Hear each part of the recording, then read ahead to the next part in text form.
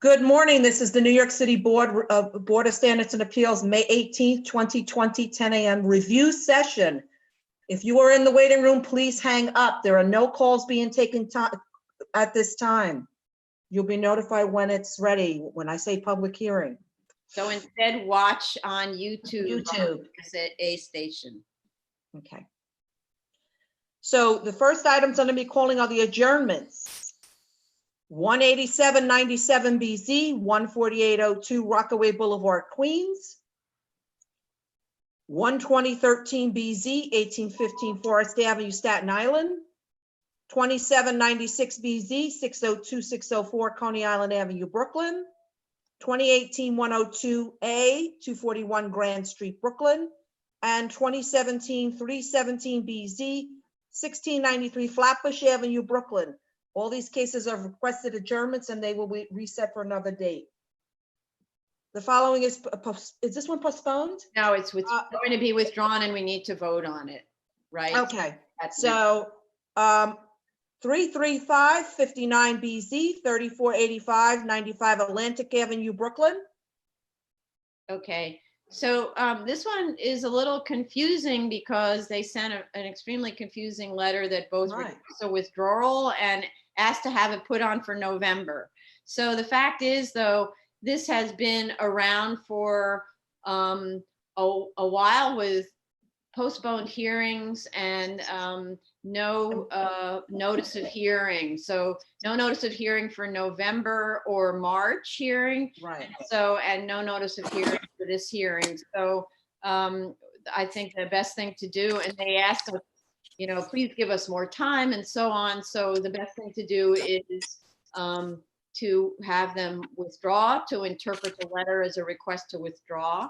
So I would like to make a motion to withdraw and then have us vote on this.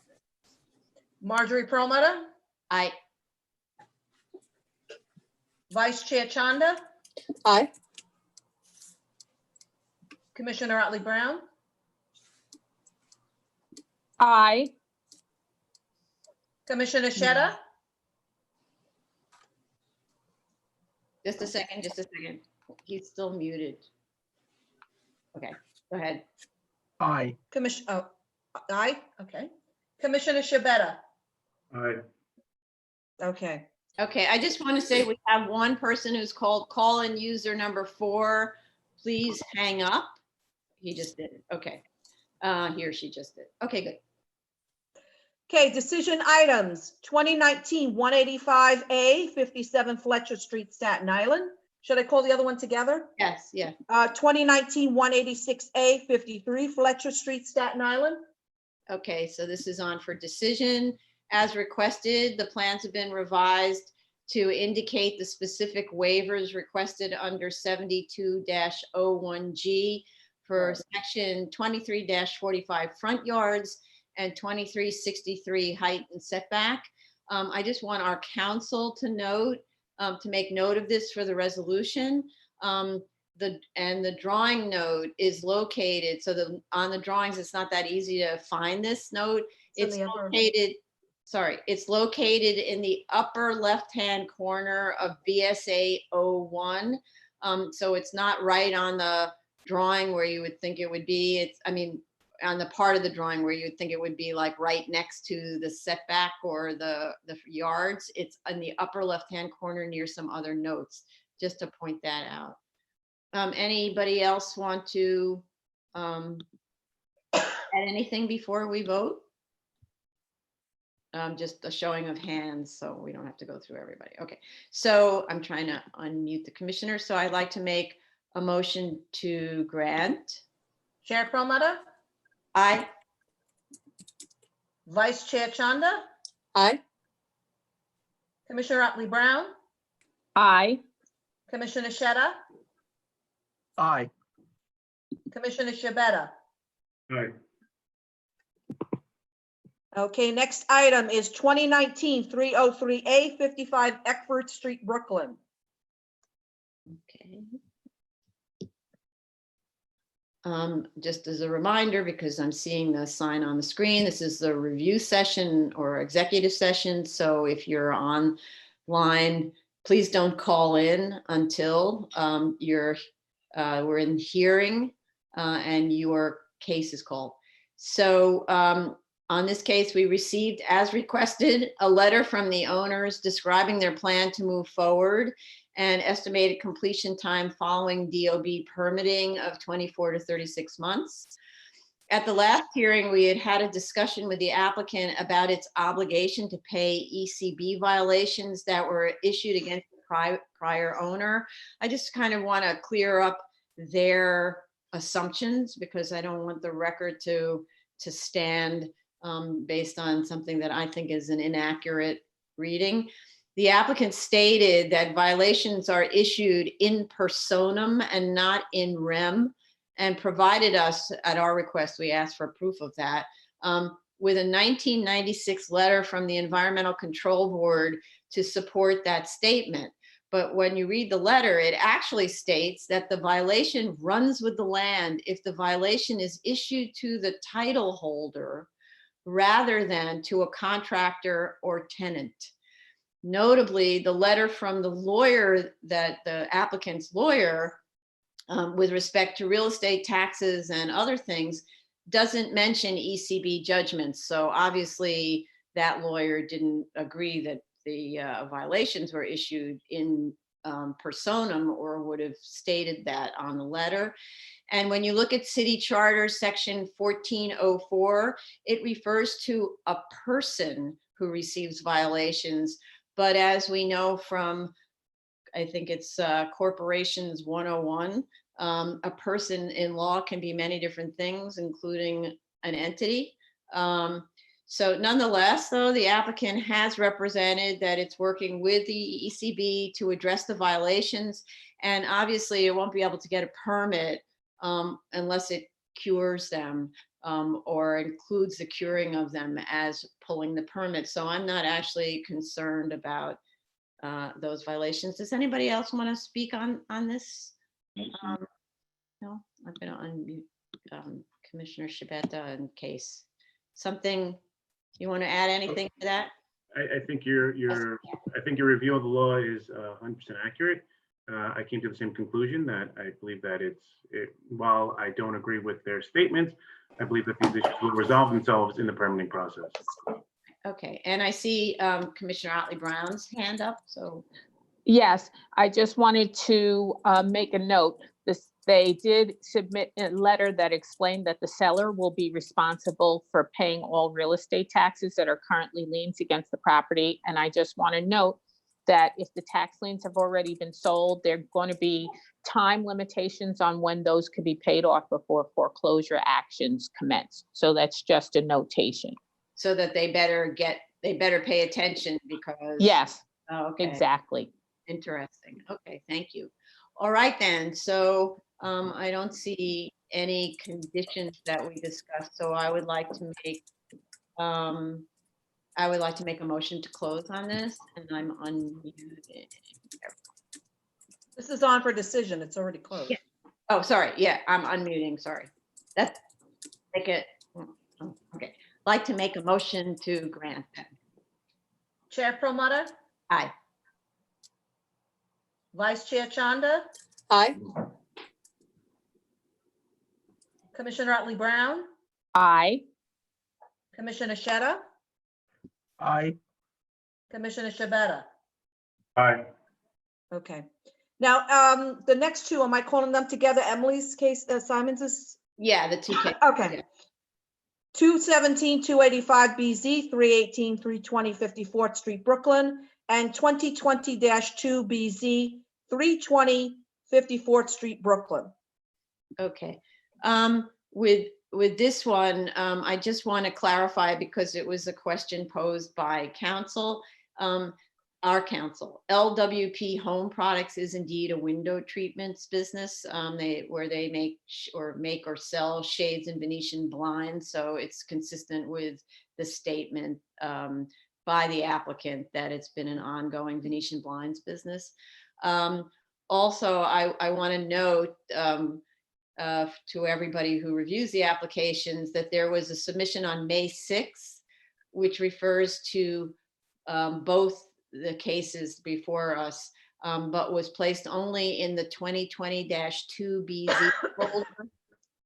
I just want to say that again because 2020-2 BZ folder and not in the 2017-265 BZ folder. And it's a resubmission of a new statement of fact and exhibits just to clean up some details which have been reviewed by staff and signed off by council. So we don't need to look at it again. So I think that there's been enough review of that last submission for us to be able to vote on it.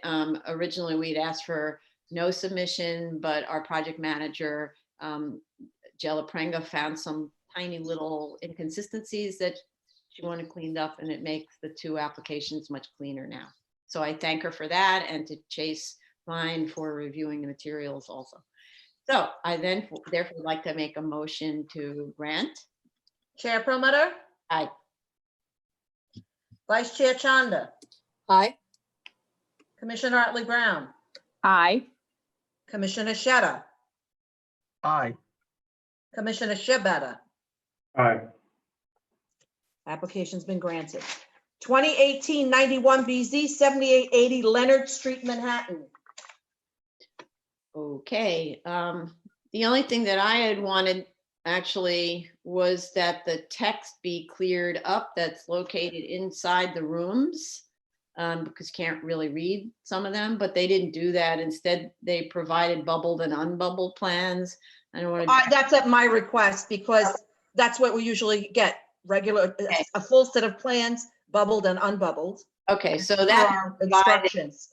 okay, that they provided. The problem was you still have problems reading the text inside of the rooms, but I don't want to drag this on any further.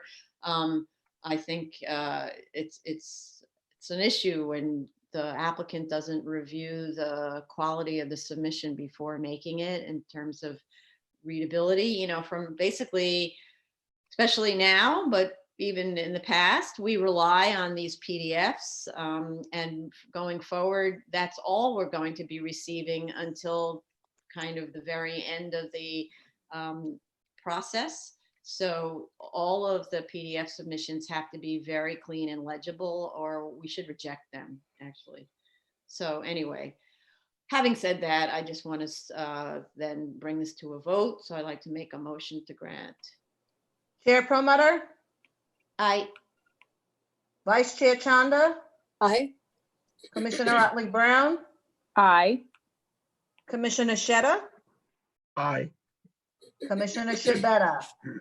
Aye. Okay. Continued hearing items. 2191 BZ, 2407, 2417 Linden Boulevard, Brooklyn. This is a review session only. Please do not call in. Okay. Sorry. Okay, as requested, they provided a lumen spread diagram. It shows spread exceeds 0 past the residential property line, where there are actually residential windows, not a lot of them, but there are a few. I'd like to know whether these are actual field measurements or models based on the lighting systems. There is a 25-foot high light pole that's located close to the residential property, which obviously would be responsible for that height of the lumen levels. I need more information on the landscape buffer zone. What is the condition of the planting beds? A satellite view, which was taken certainly prior to, let's say, January of this year. Satellite view shows that there was a lot of vegetation in that area, but our compliance officer, Ted Ricketts, was out there in January, and he shows that those photographs show the area completely dug up and just dirt. So what's going on there? The photos also show a very messy site with paneling laid up against a chain link fence. There should be opaquing strips installed in that fence to conceal the interior of the lot from view on that side. But I'd like to know what those panels are. Are those intended to be opaquing or sound panels, or is it just, you know, construction debris essentially? But that's not an acceptable method of shielding the community from this use. It should be the strips that go into the chain link fence. There are also tires stored on the exterior that shouldn't be there either, but I believe those are related to the illegal use of car repair and all of that, and they need to be removed. The photos also show collapsed and decayed chain link fencing, trash, and oil tanks, all of which have to be removed, corrected, and so on. The compliance photos also tell a completely different story about the site than the photos provided by the applicant that date to 2018. So it's kind of hard to believe that that the site went into such bad condition only in 2 years. I'm having trouble with that, because at that time the site appeared vacant but in reasonably good shape. So I'm also not understanding the statement that was provided about the tenant.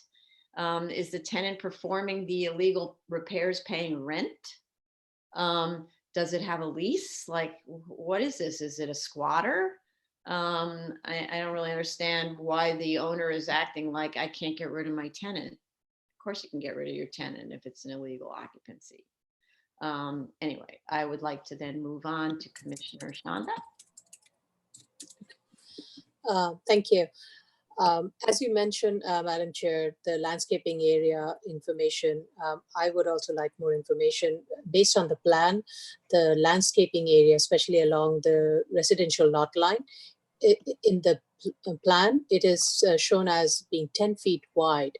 So definitely needs to provide much more denser buffer than one row of, I don't know what kind of planting. And as we have said in some of the other hearings, some of the other cases, I think at the time of planting, the height of the arborvitae should be at least 4 feet high.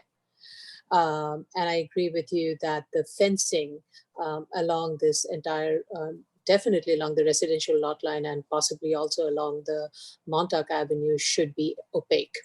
Mm-hmm. With regards to the proposed use, I'm still not convinced as to why it has to remain use group 16E. Use group 7D is an auto service establishment, which includes auto glass mirror shop, seat covers, charging station, tire sales, and that's permitted in C2 and C8 zoning districts. And use group 16 is permitted in C8 zone only, not in C2, where you have more of an automotive and semi-industrial uses that are permitted. So I feel like we are modifying the use, but we are allowing 16E just because of the accessory use nature of a use that is not going to have major automotive or semi-industrial uses. It's going to be mostly sales. And sales is allowed in use group 7D, and its office use would be an accessory to that. So I'm still not convinced why it has to be a 16E. It can be a 7D, and you can serve the purpose that you are proposing to serve.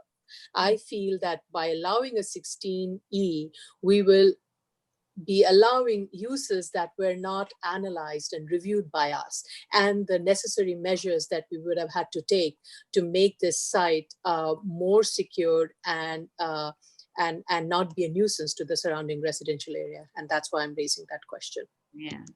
And that's exactly what we asked at the last hearing. So they didn't really respond to that. They just said the architect still thinks it's use group 16. So I would say that, granted, they may not have time for the architect to be participating in this call, but we need the architect to participate in the next hearing, because you can't just have a blanket statement that says architect thinks, and that's the end of that. Yeah, I also think like if even use group 9A is possible. What is it? Use group 9A permits auto showroom without any repair service or no preparation. So if this is going to be, according to the applicant, if this is going to be an auto showroom, used auto cars dealership without any repair work, it can be a 9A.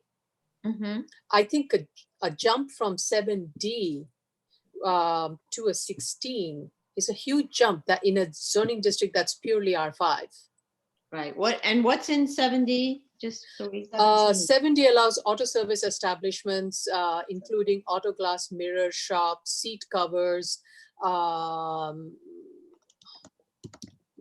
charging station, tire sales, and that is permitted in a C2 and a C8. So it's either a 7D or a 9A. I still don't see the jump to 16. Right. Okay. Fair. Thank you. And I would like the applicant to clarify the use and its operation. I think that will help us determine which use group it falls under then. Mhm. Okay. Okay, Commissioner. Sorry. Okay. Hi, I still didn't see any additional information on the continuous use, other than the fact that the site was used illegally for car repair and the NYPD had to intervene. But that's just a snapshot in time. They need to provide the continuous use from October 2017's Google Street View to the present. Okay.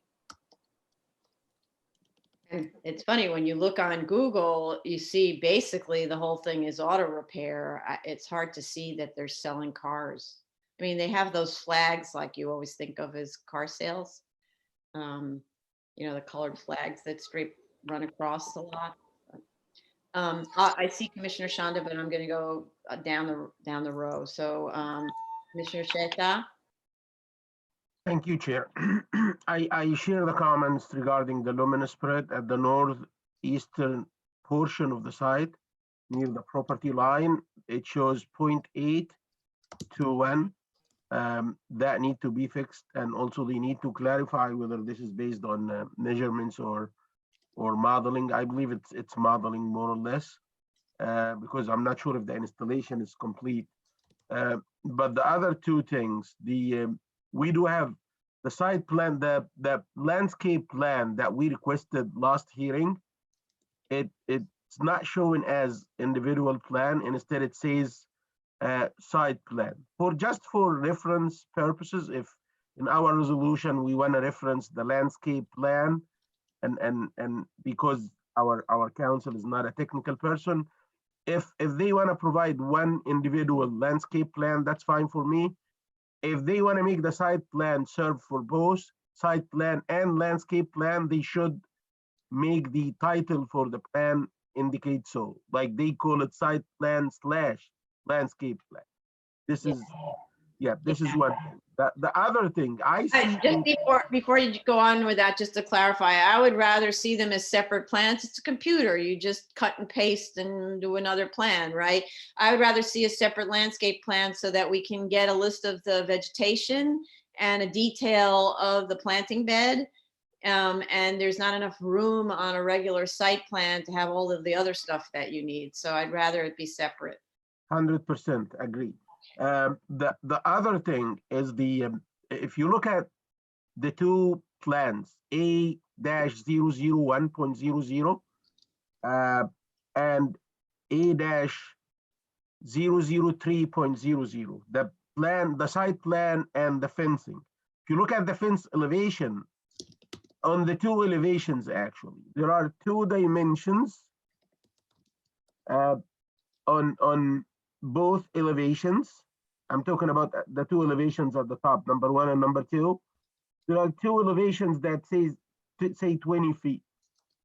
I'm not sure what these elevations are what these dimensions are referring to.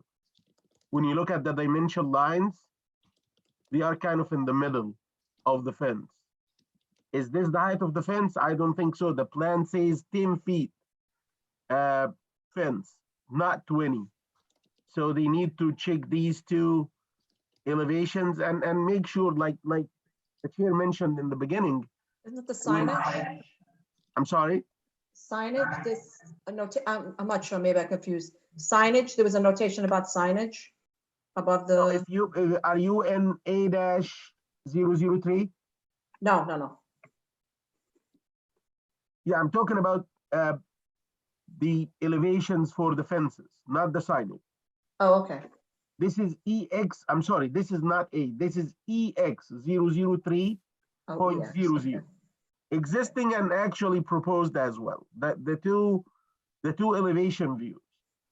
Also, yes, A-003.00.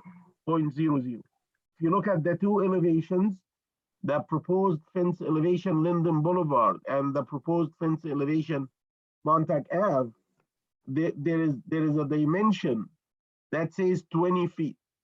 This is the first dimension. You look at all the way to the left. This is the first dimension from inside. You see, it says 20 feet and it's pointing to, I don't know. Same thing on the top elevation. Okay. Oh, Do you see that? It says 20 feet, 20 feet. yeah, it points to nothing. Exactly. Yeah, And in the meantime, if I would be sympathetic with them and say, hey, the guy who's doing the CAD, he forgot to stretch the dimension and put the tick, align it with the fence. Sometimes it happens to me, but when I look at it in the hard copy, I catch these and I fix them. But let's say you didn't catch them and fix them. If you look at the plan view, the side plan, on the side plan, it says existing 10 feet high, open chain link fence. So 10 or 20, that's a contradiction. Is it 10 or it's 20? And if it's either, please put it right on the elevation. yes. Right.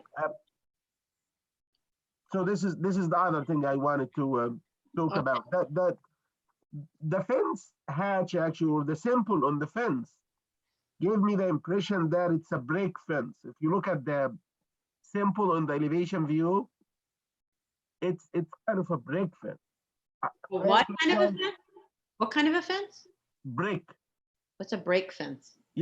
It's if you look at the elevation, the top elevation of the fence along Linden Boulevard, Yeah. you see it's kind of a concrete block or a brick. Oh, What? brick. No. That's the kind of open. Yes, it's Yeah, an yeah. open metal. Yes, I looked at it. Yes, but Yeah.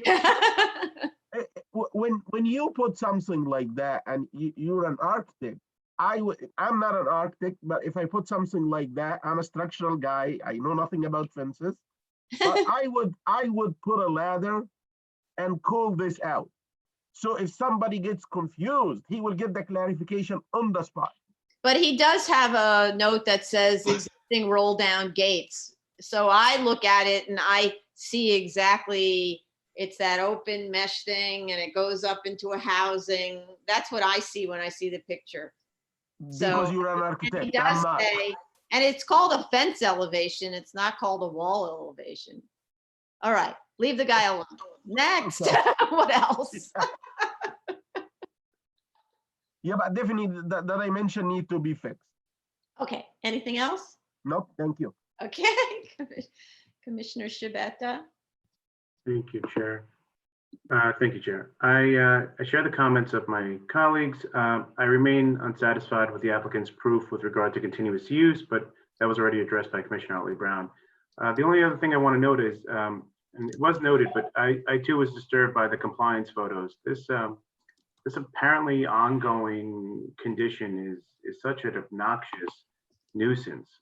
Oil tanks, tires, obvious rubbish. And that really needs to be addressed before we consider granting. This is not the type of neighbor that really deserves. These are houses are fronting. These are windows. People's bedroom windows, kitchen windows are facing this obvious obnoxious use, and I think that needs to be addressed. They've been before us for 6 months. This should not be what the condition is, because once we grant, we're not there anymore. What if this is how they're acting during this period? How will they act later on? Right. Fair, right. So what it indicates is a short leash if we were to grant any extension of this use, because we don't know that they're going to behave properly going forward. I'm going to recognize Commissioner Shanda, who had her hand up. Hold on a second. Okay, go ahead. Yeah, so this was following up on Commissioner Otley Brown's question regarding the compliance, continuous use. And, when I was looking at the Google map, if you look at Google Map as of June 18, 2018, the site was not being used. It was vacant. I know. No cars parked there on the site except for one blue car in June, on June 2018 and August 2018. And after that, there was dumpster on the site. So Commissioner Otley Brown is agreeing with me. So we do need to address the. I'm unmuting her in case she wants to chime in. Right. Yes, this has been an issue since the other hearing when I raised it, and it just seems like they haven't addressed it, and it's a threshold issue, and I'm not sure that they could address it, to be honest. Yeah. And that goes back to my question of the use group. Yeah. Okay. And the other part of it is they submitted those photos showing it as pretty much vacant. So it's not even like they were concealing the fact that it had grass growing on the paving. And then all of a sudden, 2 years later, you have this wreck of a condition that's just terrible. So, okay. All right. Which also does not bode well. If it was vacant for 2 years, now all of a sudden, if you have retained a tenant and the tenant has, in the short spell of time, has created this havoc, we do need to make sure the site is absolutely in good condition before we grant it. Because we don't know if this is the tenant that will continue to use this site or not. Right, but if it's been discontinued for over 2 years before starting up again, can we grant it under an SOC? Doesn't it have to come back as a new variance? Right. I It don't has to believe go we back. can. Yes. Yeah, that's what I But thought. I'm just giving the benefit of the doubt in case if it was less than 2 years. I Mhm. think there are a lot of, we do see a lot of problems. Right. Right. Okay. Thank you, everyone. Anybody else? Last minute comments? No? Okay. Great. Thank you. Okay, next item is 2308BZ, 80-14 Chevy Chase Street, Queens. Oops. Sorry.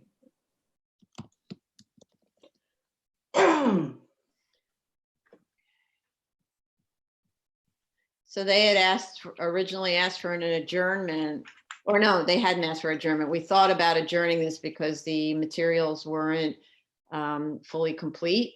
But at the same time, this is a problematic, controversial case. So I didn't want to adjourn it because we see what we can address then, their response to our comments from the last hearing. The site continues to have about the same number of violations and unpaid fines as were open in March. I understand that that operations at the Environmental Control Board or OATH and DOB have been complicated by the current health crisis, but we need those violations and we need the fines paid. The permit to remove the gas lines in the kitchen has still not issued, and I don't understand why that is. I know that DOB is in fact working on permits. Occupancy calculations were provided, although the charts on the plans don't match the floor area numbers in the spaces. I'd really like them to explain that. It makes no sense. You see an amount of floor area in the space, and then there's a chart right below it that uses a different floor area, and that's the number that is used to calculate the occupancy and therefore the amount of required parking, et cetera. The resolution, this is to point out to our council, the resolution, if we ever have one, should state that BSA takes no position on the occupancy calculations and whether egress is sufficient, because their statement in the materials that were submitted that based on the calculations, egress is sufficient. I'm not sure about that. The kitchen area, which was our focus at the last hearing and I believe the one before, was relabeled, quote, food storage, and a small, quote, warming kitchen was sort of divided off from that. But there remains a walk-in freezer, And therefore the obvious question, why would you need such a huge food storage area and a walk-in freezer if you aren't going to be hosting events and turn this space back into a kitchen? They even have tables in this storage area, like all set up, ready to kind of host the next event and roll those tables out, and who knows what other furniture we're not seeing, right? Warming tables, who knows, right? I'd like to know how the applicant can give us comfort that they aren't just placating the board with drawings. An interior refrigerated and dry trash storage area was added as we directed to the cellar. We need an operational plan to concretize that. The operational plan for the trash handling and a commitment in the form of a restrictive declaration not to use the cellar to host banquets will need to be recorded against the property. That way, at least the neighbors have something concrete that they can go to and say, look, they made a commitment and they're other than a BSA resolution, right? So, and then moving from there, the landscaping along the side lot lines is shown as requested. The planting beds must be, though, a minimum of 4 feet front to back, not 3 feet, which is not deep enough to support a tree ball. So it needs to be a minimum of 4 feet front to back to support the dense vegetation, such as arbor vitae. And we need details of the planting beds showing curbing. Planting type and quantity must be specified. This is like a standard request for every landscaping drawing. And for the regular applicants, they shouldn't wait for us to ask for it. They should just tell their clients and the client's architects, provide this because they're going to be asked. Excuse me. The parapet is shown now at 4 feet above the roof height, which means demolition, right? The restrictive declaration should indicate also that the parapets will be cut down to comply with code. And I want to note to our council that our resolution will require that this be done, but I also want the drawings to indicate, since they're treating it as an existing building, I want them to indicate that the parapets are higher and that it'll show the reduction in the parapet height, because otherwise DOB won't pick it up. The applicant, so in other words, dash the too high parapet, which I think is 6 inches higher than what's allowed, may even be a foot, and then show how much of that's going to be demolished.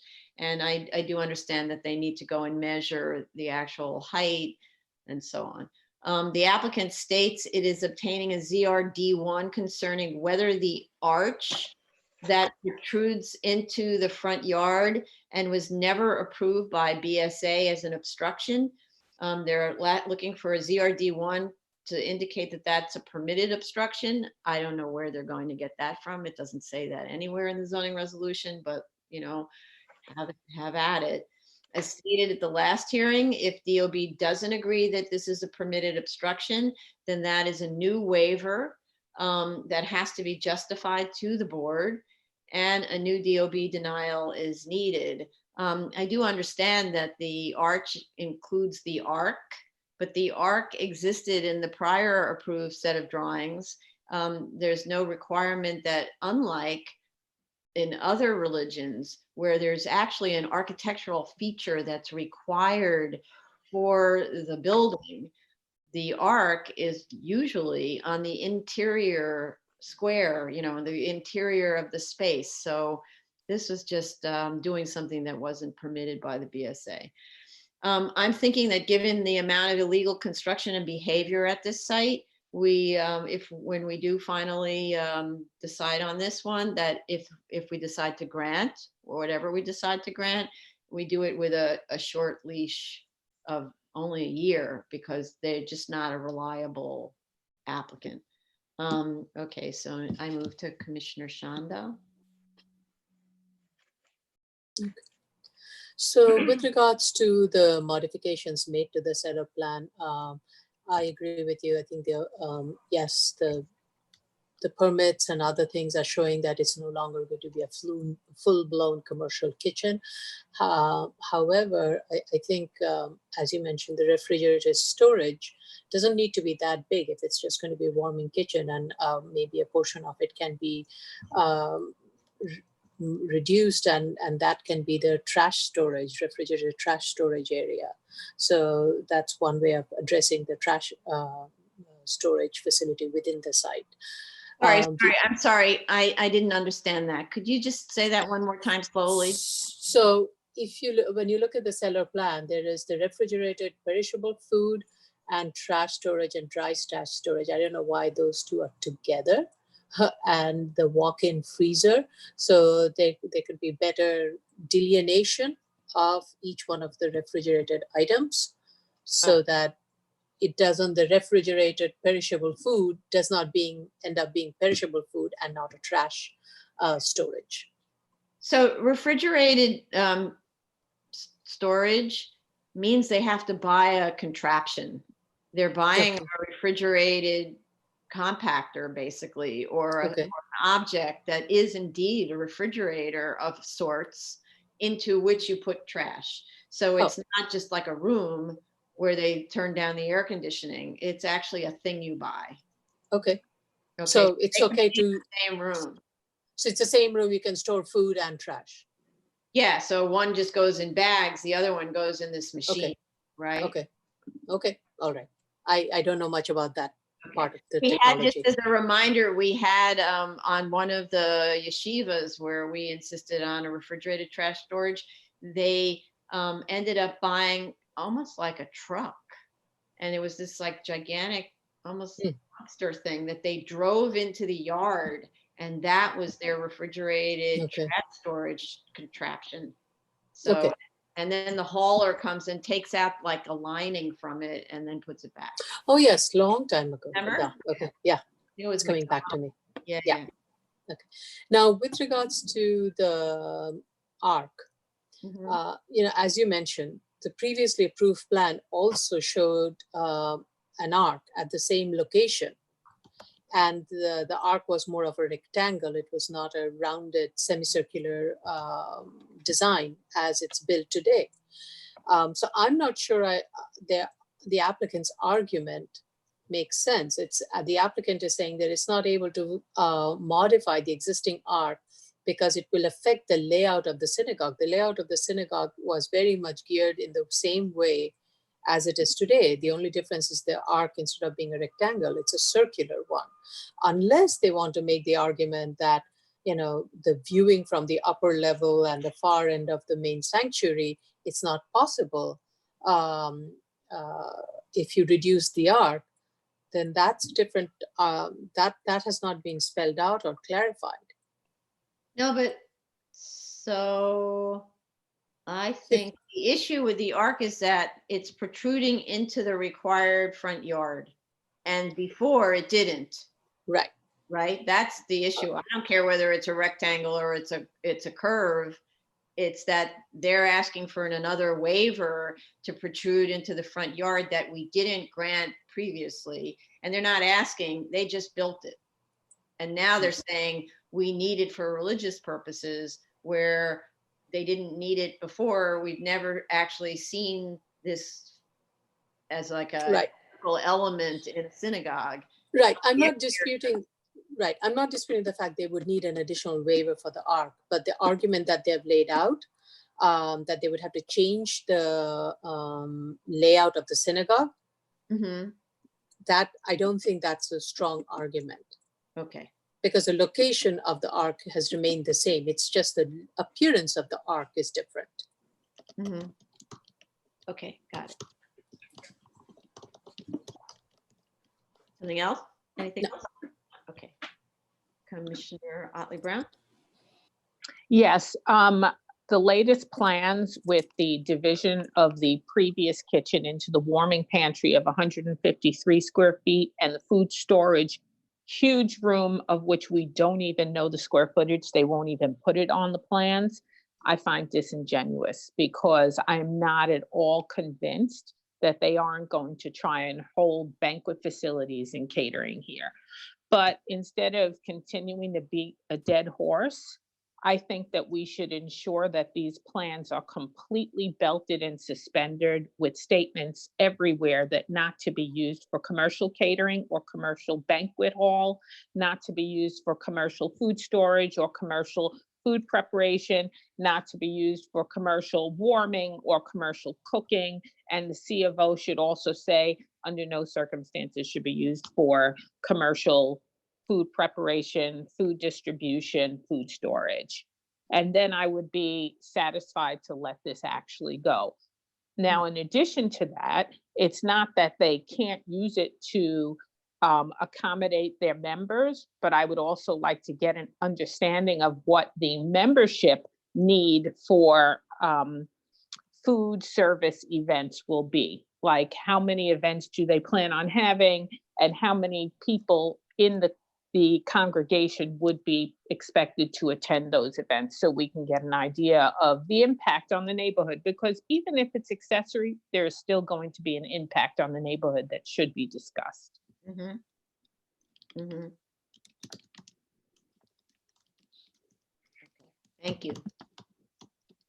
So that's part of the restrictive declaration and plastering the drawings so that the neighbors at least have something to rely on when they come back to us and say, these guys aren't complying with the terms of the grant. Okay, great, thank you. Commissioner Sheta. Thank you, Chair.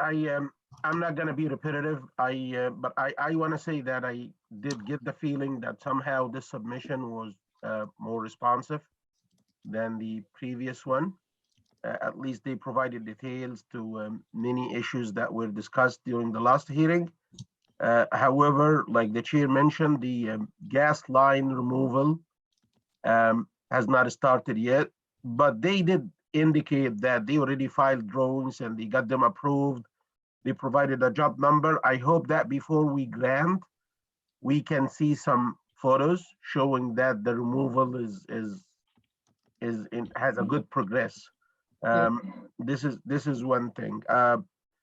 Apart from that, I believe they said, they mentioned in their submission letter that they are in the process of preparing an operational plan for the trash removal. I don't know what does that mean. Why would an operational plan for trash removal take so long time to indicate in your submission report that we're in the process of preparing? Come on, it's a piece of paper or two pieces of paper. Right. You could have gotten these done and just, attached them to the submission. But I believe, I want to be patient here. I believe it's a game of winning time. Mm-hmm. And we should be patient. We shouldn't move forward unless we're convinced that there is a real progress, and in addition, if, like you mentioned, if we grant for sure to test their, seriousness of getting this back to normal. Right. Agreed. Okay. Anything else? Thank you. And Commissioner Shibeta. Sorry, there we go. Thank you, Chair. So I share many of the statements my colleagues made, and without being repetitive, I really feel like we're not being taken seriously and we cannot ignore the banquet history here. I agree that we should color the drawings with statements that this is not a banquet and placing same in the restrictive deck. But in the vein of not being held seriously in the history here, they do need a real garbage plan. We had ample testimony from the garbage nuisance in this neighborhood of neighbors being fined for the garbage that came from this location. And I think while we can color, I really want to see something concrete that is going to make me satisfied that this is not going to continue to be a garbage nuisance, along with that they're not going to continue to be a banquet hall. Right. Great. Thank you. Thank you. All right. Thank you very much. Anybody else? Last minute comments? No? No hands up? Okay. Okay, Yeah. sorry. Go ahead. Okay, so this concludes the public review session for May 18th, 2020. We will now commence the public hearing for May 18th, 2020, 10 a.m. session. So am I going through all the adjournments and all of that again, or just calling the two cases that we're going to discuss? I think you could go through the adjournments quickly, just so people, And the decision cases we already did, and, yeah, just the adjournments. okay. Okay, so the adjournments that will be done are 187-97 BZ, 14802 Rockaway Boulevard, Queens, 12013-1815 Forest Avenue, Staten Island, 2796 BZ, 602-604 Coney Island Avenue, Brooklyn, 2018-102A, 241 Grand Street, Brooklyn, and 2017-317 BZ, 1693 Flatbush Avenue, Brooklyn. These have all been adjourned, and new dates will be set. And 335-59 BZ, 3485 Atlantic Avenue has been withdrawn. That's it. You don't need to go through the decision. That's what right. So the next, so special order calendar continued hearing items, 2191 BZ, 2407, 2417 Linden Boulevard, Brooklyn. So applicant, please call in. Ooh, this is for 2191, 2407 Linden Boulevard, Brooklyn. Hi, can you hear me? Yes. Diane? Who is this? Diane? This is Helene. I'm actually calling on the Chevy Chase Synagogue. I was trying to get in on the phone. You have to hang up. Yeah, hang up. It's the next one, Helene. Oh, very well. That's the neighbor. That's the neighbor on Okay. Chevy Chase. Fayan, No, I don't see her. let me email.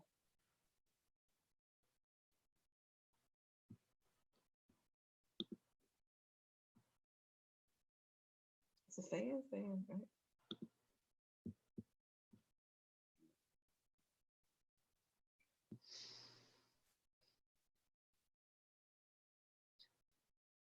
We have someone in the waiting room, but I don't know if that's Faye-Ann.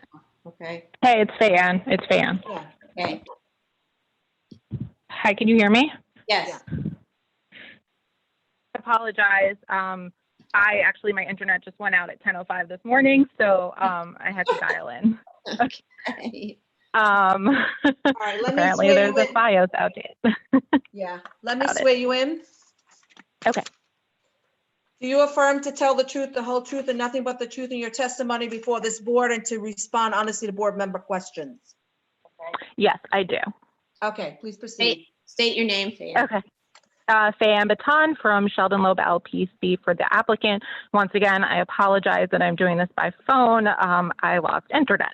So I was able to catch the majority of the questions and the statements at the review session via my phone. I know that there were a lot of comments, and I know a lot have to deal with the architect and providing more information regarding continued use. And I have to do that via submission. I can't do that right now.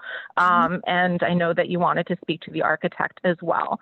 I just want to give a little bit of background. When we originally filed this application, the original business at the site, who had then, I guess, with the continued use, they were waiting for the BSA approval to restart their business, and there were some photos at the original of the application where it was a vacant site. There was throughout the years, there have been uses at the site. I need to provide that information to the board, and I need to speak to the client a little bit more regarding that and provide proof of continued use. I can't really do it on the spot right now. That, for our last submission, we were informed that from the client that it was a squatter on the site from the recent photos, and that the police had been called and trying to evict them. I've been honestly trying, with COVID and everything, I've been trying to get in touch with the clients. I have not heard back about the status of it. I thought we would be able to have a submission prior to the hearing, but I continue. It's been a little difficult with everything going on in getting in touch with this client. I'm going to, try to get more information, get an update regarding the eviction. And I know the chair raised whether even rent was being accepted and if that was actually a tenant or not a squatter. I was informed that it was a squatter, but I will, try to get proof of everything for a future submission. Mhm.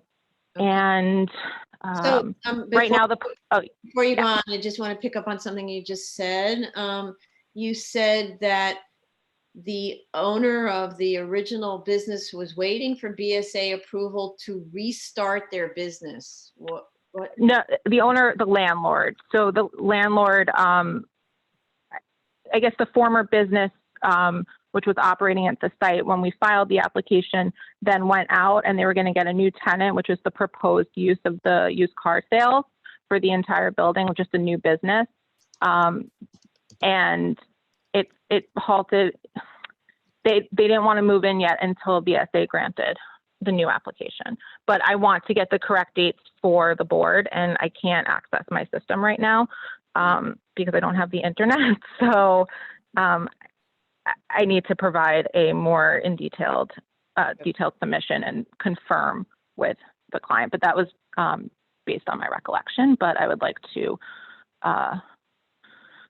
readdress that in a submission.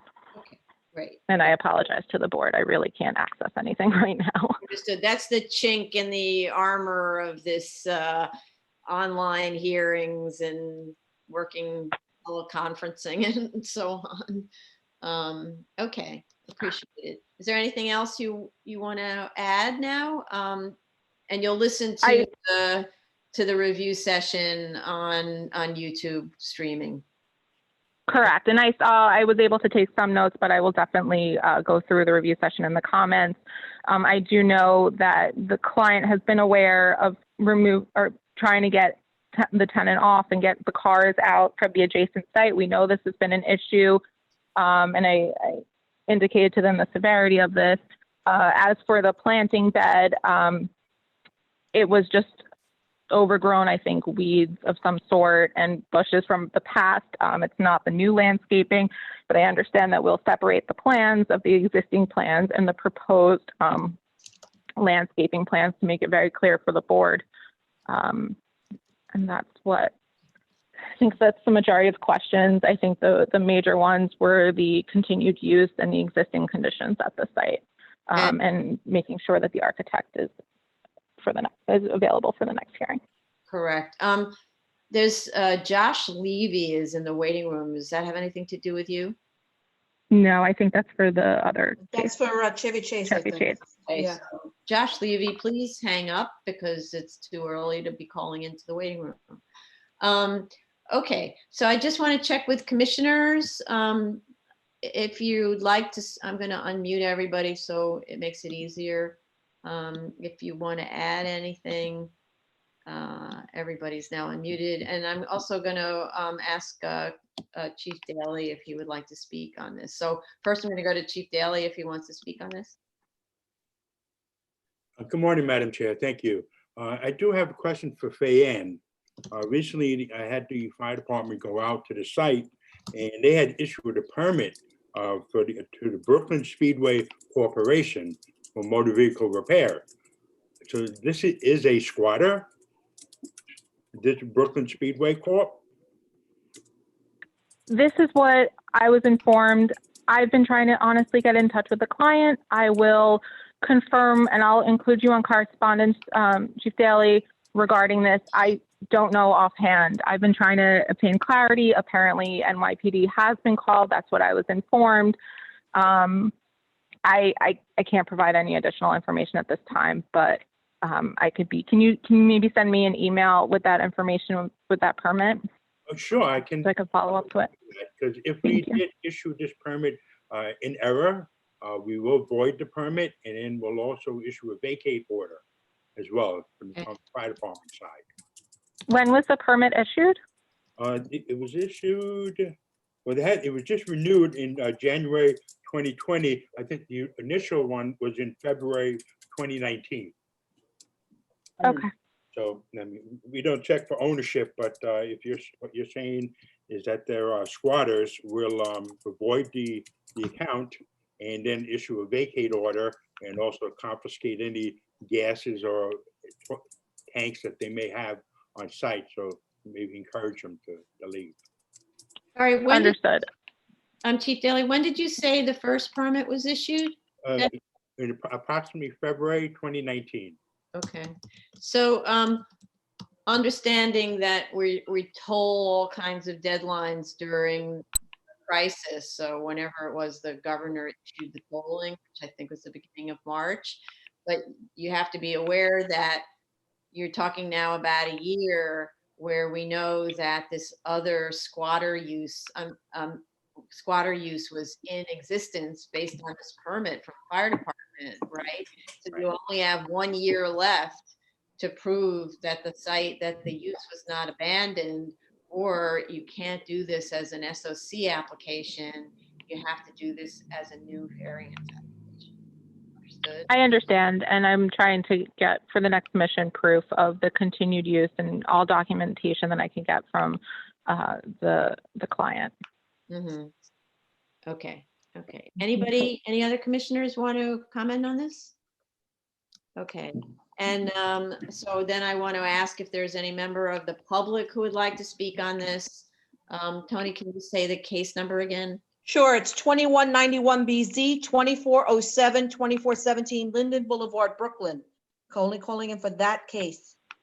Okay, and there's something wrong with the screen going up, so I'm just going to say that the dial-in number is 646-558-8656. Meeting ID number 998-8997-0213. So if you're interested in this case, please dial in. We'll give it 30 seconds for people to dial in.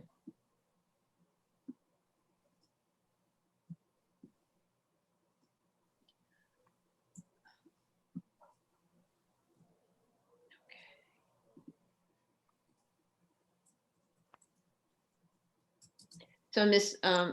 Patan, while we have you, just setting up for the next Commission. continued hearing. We're concerned about the nuisance of the use. So we would like to get you back as soon as possible on our schedule. Understood. So that's kind of how I see Commissioner Shonda has her hand up. So, understanding that that's what we're going to try to do is get you onto kind of sooner than later, trying not to push this out till like August, and understanding also that it's difficult for a lot of work to be done. But I would say that the bigger issue is establishing that you haven't abandoned the use. I mean, right? So that the use was abandoned, right? So that doesn't require specific work on the site, et cetera. And of course, to respond to Chief Daly's question about whether that's a squatter or a tenant, but nonetheless, either of those are illegal uses. So, okay. Understood. I would request some time, and I know it's already mid-May, if we could do a submission with at least mid-June or early June, at least 2 weeks, 3 weeks out. Okay. Thank you. So Commissioner Shonda has her hand up. Go ahead. I just did a Google search on Brooklyn Speedway Corporation. It seemed it has a DOS ID number, and it was incorporated in August of 2019. And it was incorporated in 2019? Yeah, 8/22/2019. And the DOS ID number is 5609241. What DOS? Department of Sanitation. Yeah. DOS. Why does it have a Department of Sanitation ID number? 5609241. I think I sent the web link to all the commissioners. Okay. But why I does think it? that's Department of State for the corporate registration. Is that Oh. Department of State? It's Department of State. State. Right, right. Oh, in other Oh. words, that's the corporate ID, tax ID number. Probably. But anyway, just because they're a legitimate corporation and they have a fire department license doesn't make them not squatters. Right? You have to pay the rent to the landlord. The landlord doesn't regulate whether or not you have a license, or the other way around. The licensing Right. agency doesn't regulate whether or not you're paying your landlord. Okay. Okay. I think that's it. There were no people who called in. Okay, next item is 2308BZ, 80-14 Chevy Chase Street, Queens. And the applicant should be calling in. The neighbors, please wait till the chair recognizes you. Don't call in right now. Please wait for the chair to recognize you. I know there's a couple of neighbors, so don't call in yet. But we do need someone from Sheldon. I let Frank know he's up. Okay, Should be Frank Noriega. right. Unless I'm wrong. There, he's in. Okay, for the chair to recognize you. I know there's a couple of neighbors, so. Frank, turn off your YouTube video. Don't call in yet.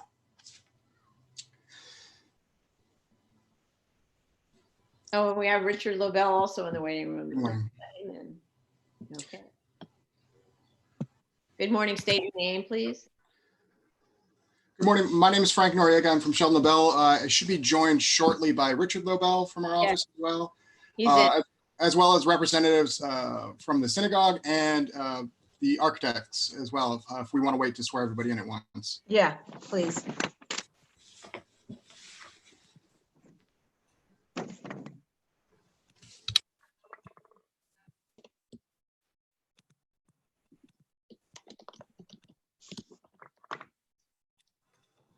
Richard Richard's- Lobel of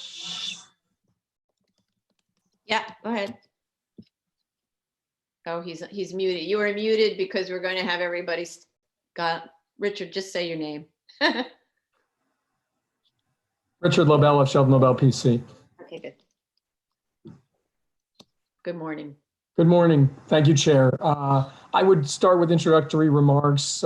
Frank is better equipped to discuss some of the details regarding permitting and the plan materials that have gone on. Wait, I haven't sworn you in yet, so. Yeah, why don't you swear them in, because we don't see the others having dialed in. Can you contact your client and the architect and make sure that they're dialing in, and we'll swear them in when they come? Absolutely. Okay, so let's swear you guys in. Do you affirm to tell the truth, the whole truth, and nothing but the truth in your testimony before this board and respond honestly to board member questions? I do. Okay, go ahead. Proceed. Can you, Richard, go ahead. I'm getting feedback. Does anyone get that or no? We don't have feedback. You turned off your YouTube though, right? Yeah, it's off. You want to try calling in again? No, I can hear you now. Thank Okay. you. Okay. Excuse We me. had a representative at the executive session. We received all the comments. We largely agree with most of the comments. We would just note that in the past 3 months, the synagogue has not been operational. It's been closed, of course, due to COVID-19. Also, on a personal note, the synagogue has been fairly decimated by the virus. There's been a number of deaths of congregants, and so this is something that we're dealing with at this time. With regards to the BSA matter, we've come to some agreements with the neighbors. I know some of them are online right now, and we'll be discussing this. But I think basically what we'd like to tell the chair and the commissioners is that we'd like to move forward with the BSA as aggressively as possible in order to provide the board with whatever assurances are necessary that indeed the space will be used for what it is intended to be used for, will be legalized as far as the bulk of the synagogue and that eventually upon reopening, we'll be able to proceed with normal services. We understand the chair's concern with regards to activities to date, but we would note, and we also have the an executive officer from the shul here, Joshi Levy, who will be able to discuss the physical changes which were made to the building, the fact that there is absolutely no intention to operate this for any type of catering event. Indeed, the synagogue has procured other space in the neighborhood where they will be able to have functions. So in essence, we would just basically, again, reaffirm to the chair that we are making steps where we're happy that we're able to proceed towards a point where the board will be able to grant, even if it's for a term, and we move forward. I would say that I don't necessarily know whether or not a restrictive declaration is warranted here. I know that there's probably comments. I see the chair skepticism. I know that I would just leave it to the fact that we have neighbors here who been very active in the entire 10-year history of this application of the board, who can speak to their experience with the synagogue. But having said that, I would probably let Frank discuss some of the specifics with regards to comments made on the plans. I just want to jump in about no need for restrictive deck. That's a non-starter. The history with this group is, or the owners or whoever's responsible is building illegally and operating in illegal use. So I'm not sure exactly what representation you can make that they are such good, upstanding followers of the terms of the grant of the BSA. So I would say it's not necessarily a matter of being upstanding followers. I would say it's a matter of conditioning the plans and resolutions and allowing neighbors, to the extent that they have an action against the synagogue, they'd be able to call the synagogue in for a compliance hearing at the board if they did. They'll still have to do that, but the restrictive declaration is a cloud on title. All comers to take a look at the operations of the synagogue will know that there is a cloud, and the cloud is strict and will be enforced and risks the loss of the certificate of occupancy. So prepare your restrictive deck. Okay, we'll discuss that with the synagogue. There's someone in the waiting room, but I don't think it's Mr. Lee. Oh, Mr. Levy is in already. So are you expecting somebody else who's got the last three digits of 154, 718, 154? That may be the architect. Yeah. Is that the architect? That may be, I don't know the number. Oh, can you find out whether the architect is already called in? Because I don't want to admit, oh, he's already in. Okay. Can you identify yourself, 154, and please turn off your YouTube video?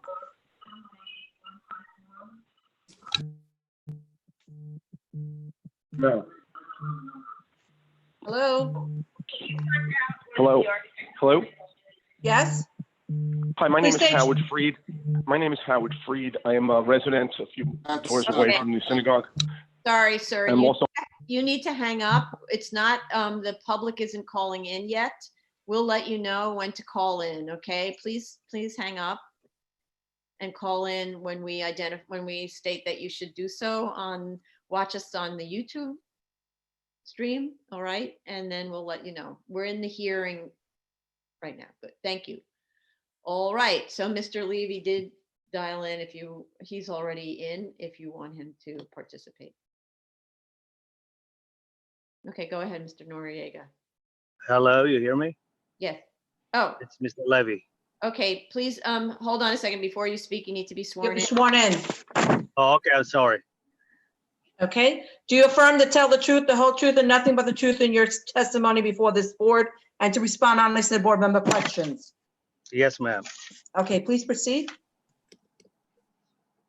Hi, I think, Josh, I'll take the lead for a moment. I just You want to got it. respond to some of the comments that were raised at the review session this morning. And if I didn't say so earlier, my name is Frank Noriega. I'm here from Sheldon Nobel on behalf of the applicant.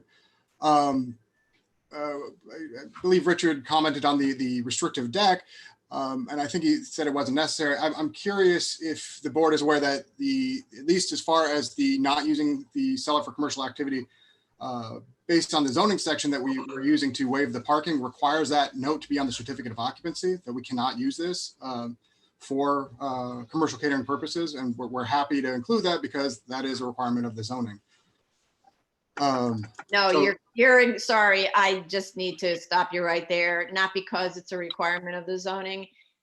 It's a requirement of the BSA's decision. We will enforce against it, right? And the fact that it might have been a requirement of the zoning obviously had no impact at all on the operations that have gone on before this, right? Where there was a commercial kitchen in the cellar and they seem to have ignored what's the requirement of the zoning. So that's why I keep asking, what kind of assurances can you actually give us other than, you know, niceties, right? How will we know? And that's why they would have to come back in a year to prove that they're upstanding and upholding the decision of the board. I mean, if you can think of other ways to persuade us, but I don't know what they are. Certainly. So we can discuss that. And if it means coming back to the board, we can certainly review that. But also maybe, Mr. Levy, this would be an appropriate time for you to chime in because the synagogue has also taken additional steps to allow for, they've taken out of their cooking equipment and have even gone as far as to purchase a catering facility down the hall so they can hold events, or excuse me, down the street. So they can hold events, many of their events where there is cooking permitted in the C district. So Mr. Levy, did you want to just kind of discuss that really quickly? Yes, you hear me? Yes. Yes. First of all, I apologize for the photo. I tried to take it out. I don't know how to do it. You know, it's my Google account, you know. Okay, no, that's fine. I'm sorry about it. Yeah. Can you state your name and your position, please? Yeah, my name is Josh Levy. I'm the vice president and one of the founders of the synagogue. Okay. Go ahead. We tried to move as fast as we can. The last meeting, we did purchase a catering facility for cook over there. It's about a block away from the synagogue. It's in a commercial area. And we are taking the gas line also. We did to put job application, unfortunately because of the COVID-19. So it's a little bit delayed. And we're doing everything we can to make this fast because we really want to over with. And unfortunately, we lost like 40 members from COVID-19 for the last 2 months from a synagogue. And we are trying to get there. Everybody want to come there and pray, but obviously everything is shut down. We don't let nobody in there. I ask as your mercy, please do your best. I guarantee everything that you guys going to do, we'll take care of it. We're not going to go back. We're not going to put catering hall there. No way. After we spent almost close to $500,000 for the last 3 months, you know, buying the catering hall and paying all the penalty and paying the IRS over there. We do everything we could, you know. And the $40,000 that left over there to pay, we'll pay it. I guarantee it personally. Once the COVID-19 is over, give me like 60 days. I'll give you affidavit. I'll sign personally. I'll pay it off, you know. Just the COVID-19 back us up. Nobody donating nothing. Everything we're putting from my pocket now, you know. If you can give us a little bit leniency to help us, I'll really appreciate it. And we'll learn a lesson. We're not going to do this again. Again, I apologize for all these things that happened. But it's a synagogue, you know, it's all religious thing. It's not something we're making money out of it. It's not something we're actually giving a lot of donation for the last 2 weeks to needy people for food that they get hit with the COVID-19. We're trying to do the right thing. Please be considerate. Thank you, Mr. Madam. Okay, thank you. Anything else you want to add? No, that's it. It's we're on your mercy. That's it, you know. Okay. And God mercy. That's it. Mr. Lobel or Noriega, you want to add anything? Yeah, so there were some other comments we want to address, and I think Mr. Levy pointed out one of them, and I believe this was mentioned in a prior case today, that I mean, we can't get a permit to build this property until we address these violations, but the money coming in to the synagogue is difficult this period of time, but clearly those need to be addressed and paid off before we can finalize this project. Well, let's put this into perspective. Sorry. In that situation, you know, leave it to your office to try to take advantage of a statement from a prior case. That case was a vesting case, right?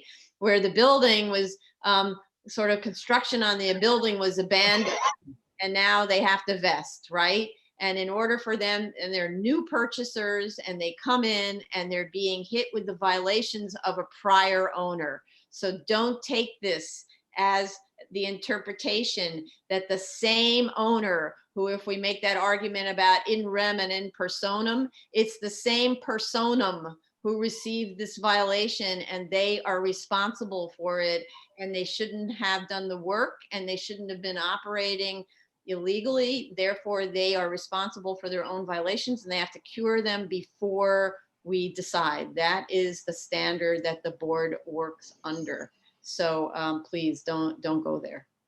Anything else you want to add? Yeah, certainly. So regarding the plantings, we can certainly amend the plans to address them a little bit more thoroughly to show what kind of plantings and whatnot. But as far as the width, there are two things I just want to point out that may be problematic. First was that the original grant was only for 3-foot wide planting strip. So, I mean, the 4 might be possible, particularly on one side, but we're planting between a staircase and a wall. There, I don't know if there is 4 feet. We can certainly do the maximum permitted, but there will be some dimensions that will be problematic. Well, find out what they are and give us backup data, not just that we don't want to do it, because 3 feet with the planting curb and all of that is not adequate for a tree bed for significant buffer zone. Absolutely. So we'll definitely take a look at it and see what we can provide and present that to the board with additional information about the types of plantings. Right, but you're also, if you're going to claim that you only have X feet and you can't make 4, I need to see proof. Absolutely. Well, we'll have to do, I don't know if we can get a survey done at this time, but I think we need one regardless for one of the other issues, which has to do with the parapet walls. We need to know the exact height. And what was presented on the plan is that whatever the height is, it will be compliant with zoning. And if that does require removing a few bricks to bring it below the maximum permitted obstruction height, that is what they're committing to do. Okay, so in other words, you're not sure whether the parapet is actually 4 feet high. It may be wrong. Correct. Well, there were no dimensions on the plans for some reason that were approved and how the building was built. And we do not have a survey to establish the roof height. It's actually, it's above the roof. So we need to know exactly what the roof and the parapet height is. No. So if the roof is higher than what's permitted, that's a whole other subject. Right. You're exceeding the height of the building, the allowable height. The parapet wall is not a survey. That's called a tape measure. Mm-hmm. And you go to the roof and you measure from the roof to the top of the parapet, and it can't be higher than 4 feet. That doesn't need that's not hiring a surveyor. Well, my understanding is it's not quite that simple. It's 4 feet above the maximum permitted height. So there is a slight difference. So I believe, I'm going off the top of my head, I believe it's a 25-foot maximum for the building, including the roof and whatnot. And the parapet walls can go 4 feet above that. Whether or not that's 4 feet above the roof is a different. Okay, that's fair. If the roof is at whatever, I forget what the maximum height of the roof is, 25 feet, just for argument's sake, the parapet is 4 feet above that to 29 feet, which is what's shown on the drawings. Correct. And that's what we need to confirm. So it may not be as simple as a tape measure is what I was trying to get at. Okay. I see Commissioner Shonda's hand is up. No. Okay, she's good. Okay. There was a comment about the occupant load, how the calculation. So what was asked of the architect was to essentially show the worst case scenario, which is the occupant load and the square footage of the combined space. And there are notes in the plan that break down. So there are what the lecture hall would be separately, what the minion space would be separately, and then the total, which is like 30,031 square feet, which is a combined of both spaces and is what's listed on the floor plan as well. So it's that total space and how the occupant load was calculated for that. Now, actually, go back and look at your charts. The charts, which come to the same conclusion about the number of seats or whatever occupants in a space, use a different denominator than the amount of floor area that's shown in the space. So you need to have the denominator be the same. I don't understand why the denominator is different. Otherwise, you should be showing, we should be seeing that amount of area on the drawing. Like, where did that number come from? Maybe I'm not understanding the question. So there's two different numbers to show. There's the square footage, which is just the area of each space, which I don't think there's any, maybe there is or isn't a question there. And then the occupant load, which there are different denominators because depending on how you use it, you calculate it differently. So for example, a lecture hall where you would just have seating would have a different occupant load, whereas if you were going to have tables and chairs, the denominator changes differently. So the space is used differently at different times. And when it's a combined space. I'll go to the drawing and tell you what I mean. Okay. Sure. So, sorry, just a second. Okay, if you go,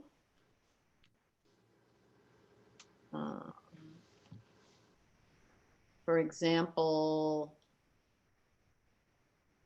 to the lecture hall, occupancy load requirement 3031. That one is, maybe it's the second floor. 2228. Yeah, so example, the sanctuary on the second floor, there's a box on the drawing that says sanctuary use group for 2228 square feet, 198 seats. And then there's a box below that says occupancy load requirement, first floor sanctuary, area 2236 square feet, 2235 square feet, 2235 divided by 198 equals 11.28 square feet, 198 people. So they're not the same number. Oh, understood. I was confused. I thought you meant the cellar space. I will have to double check with the architect to see what the difference is, if there's an explanation There for is it. a difference. It's a mistake. So let's just correct the mistake. Okay. I mean, it's obvious that it's a mistake. It's left over or something. Okay. Okay. And the cellar has the same problem with the chart versus the areas that are shown. I'm going to recognize Commissioner Shanda. Yeah, and the same mistake is there also on the second floor. So first floor and the second floor sanctuary spaces, that mistake is not, the plan shows a different square footage and the occupancy load requirement has a different floor area. Right. Okay. And we will definitely look into that and ask the architect to make changes accordingly. Okay, good. The only other comments, I believe, so just to clarify, we are reaching out to DOB regarding the ARC. This was approved and noted as a permitted obstruction on the DOB plans and was built as such, but we're not, again, as far as the history, this is not the same architect that was involved with the original DOB approval. So there's not some clarity. So we need, the architect is reaching out to them to make sure that what is proposed is a permitted obstruction and get some clarity that way. I forget, were these plans self-certified?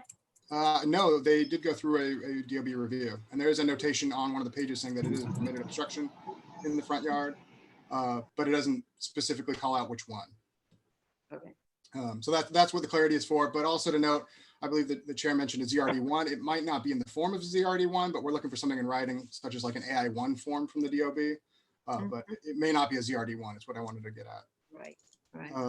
You know, the only thing I can think of is, well, that's a mihrab. No, so minarets, of course, are on the list, right? Correct, But yeah. mihrab is not on the list, which is the closest equivalent to this. So, so yeah, it's strange, these ideas that some are okay and some aren't.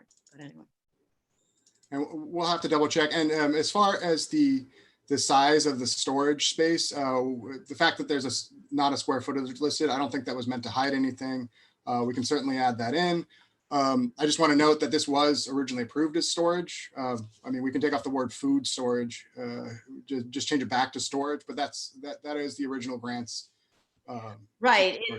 We understand, you know, when I looked at it, I thought, okay, well, it said storage before, and now you're just telling us it's food storage. And then we see tables lined up against the wall, and then it doesn't take a genius to figure out how that area is actually going to be used. Right.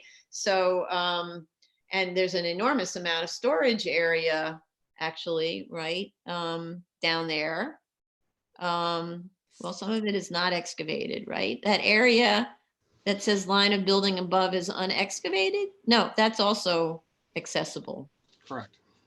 Okay, so there's a lot of storage down there. That's why it gives us pause. And of course, initially, we didn't know this was going to happen because it was represented that it was just a warming kitchen and that was it, and storage for like tables and chairs and things like that. So it's only because we're confronted with this reality that we're suspicious now. Absolutely. And hopefully we can address those with statements and if restricted deck to what needs to be done, or if the notes on the plans and the certificate of occupancy that will be issued eventually we'll clarify that as well, that this is not going to be used for commercial cooking in any sense, and nothing's going to go back in. And as the representative, Mr. Levy, noted, that they don't want to have to go through this process again. They've pulled out all of their kitchen equipment. It's not going back in, and whatever we need to do to make sure that everybody is comfortable with that, we will look to address that. So for the benefit of the neighbors who are listening, and for us too, can you also tell us where the new location is, where the actual banquet events will be held? Can I say? Please, Mr. Levy. Yeah, it's a block. It's a Union Turnpike on Kent Street. It used to be a restaurant called Trio. We bought it 3 weeks before the COVID-19 shut us down for like $149,000. We paid it off and we took over. And how it's big? A 5-year lease. Yeah. How big is it? It can fit up to 100 people. Okay. And some of the neighbors came and saw it also, so we approved. We show them. So I show everything back. I don't want to go back there again. You know what I mean? Yeah. I don't want to do the same mistake again. We spent so much, and I'm not going back there. I did it, and it's over. And hopefully, we're gonna start all over with the right thing and everything legal. You know? Okay. Nothing like legal. So much cheaper.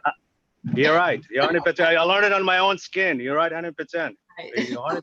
I'm not going back there. And that's why I said I'm going to give you affidavit, and we just got over with. You know. You're 100% right. We learn from our mistakes. Listen. Okay. Well, at least that. You know, but I did what exactly you told me last meeting.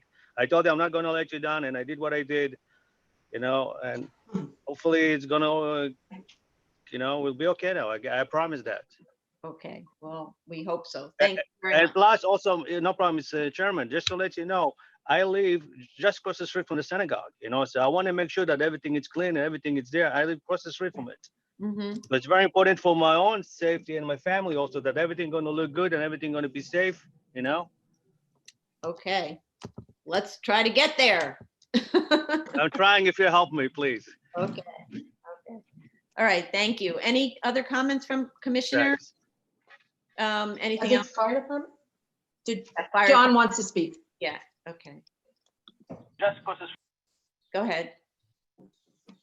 Oh, he's muted again. Sorry, John, don't speak. You're muted and I don't know why. I can't get you to stop being muted. There we go. Okay. Go ahead, John. Great. Thank you, Madam Chair. Commissioner Shedder had mentioned an application filing with the DOB, and I was able to find that filing on the DOB Now public portal. Of course, the application filed to remove and cap the gas and water lines. But the last action on that account was it was approved in February 6, 2020. No permits were issued. Right. The licensed plumber has to go in and obtain a permit.